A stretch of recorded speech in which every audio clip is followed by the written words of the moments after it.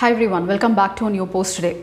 Our Commerce Minister Piyush Goyal is on a visit to Brussels, Belgium to finalize details about the India-EU Free Trade Agreement. India has been signing many free trade agreements with many countries, recently being the four European nations, which is called as Trade and Economic Partnership Agreement. However, the India-EU Free Trade Agreement is a different one.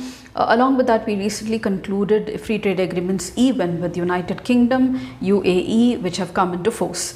Let's have a few insights into this important free trade agreement. India is looking at finalizing a free trade agreement, looking at the global uncertainty and also to improve the global, be a part of the global supply chain and increase the trade with other countries as well, and to look at diversification also.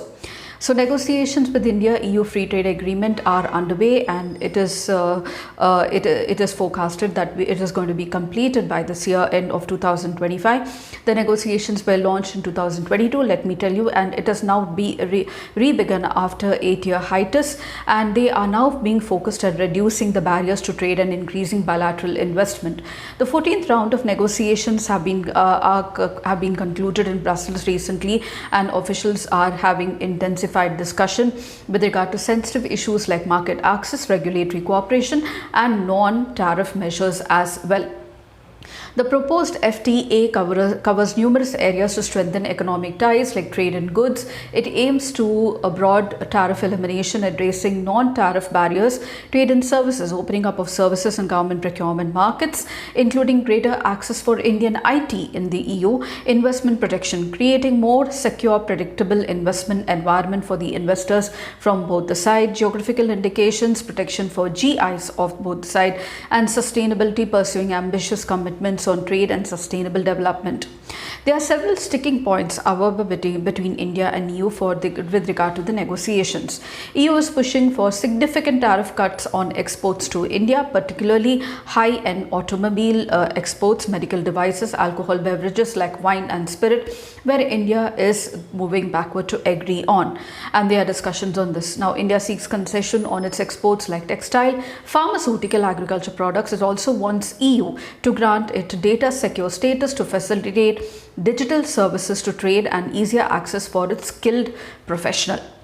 Apart from that, environmental regulation has been a concern for India because of EU's carbon border adjustment mechanism that places a carbon tax on certain imports like steel, aluminium, which use conventional power to produce them, and India sees this as a potential trade barrier. And EU seeks to strengthen intellectual property rights protection, but India has registered concern with regard to potential impact on the generic drug industry. Now, in changing geopolitical landscape, especially closer partnership provides a counterbalance to India's tense relationship with China and addressing EU concerns as well about its reliance on trade and more restrictive regimes as well. The agreement is seen as a way to build a resilient supply chain to strengthen trade between India and EU, and also it will give India better access to the EU markets for its goods, where currently we face a lot of tariff disadvantage compared to other countries.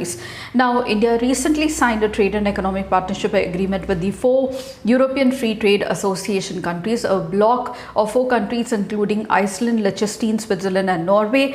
The special feature of the TIPA, or the Trade and Economic Partnership Agreement, is that it guarantees a $100 billion investment over 15 years and along with creating of 1 million jobs. Now, it also provides market access to many Indian goods and services while protecting India's sensitive sectors. Now, this agreement came into force on October 1st, 2025. So it's looking forward for finalization of the India-EU agreement now, and it's a wait and watch situation for the results to be come back after we have our Commerce Minister reaching there to Brussels. However, India is positive that it's going to complete an agreement before 2025, therefore opening up a wider market to Indian goods and services and positive activity at home as well, diversification especially of industrial activity. So these are the important points I thought I should be discussing with you. If you did, please do like, share and subscribe, and don't forget to comment at the end of the video. I shall see you in my new post. Until then, it's very happy learning.